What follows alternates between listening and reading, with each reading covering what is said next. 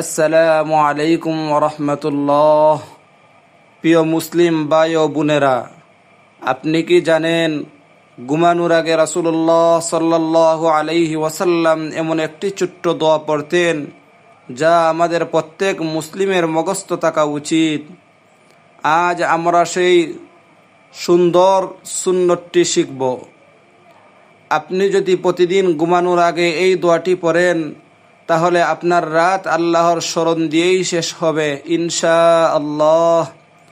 রাসূলুল্লাহ সাল্লাল্লাহু আলাইহি ওয়াসাল্লাম ঘুমানোর আগে এই দোয়াটি পড়তেন, আল্লাহুম্মা বিসমিকা আমুতু ওয়া আহইয়া। আমি আবারও বলছি, আল্লাহুম্মা বিসমিকা আমুতু ওয়া আহইয়া।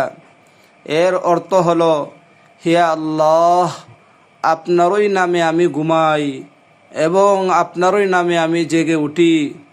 কত সুন্দর একটি দোয়া!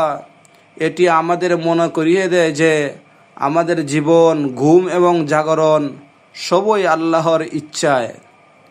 আসুন আজ থেকেই আমরা এই সুন্নাহটি নিয়মিত আমল করি। আল্লাহ আমাদের সবাইকে রাসূলুল্লাহ সাল্লাল্লাহু আলাইহি ওয়াসাল্লামের সুন্নত অনুযায়ী জীবন পরিচালনার তৌফিক দান করুন, আমিন।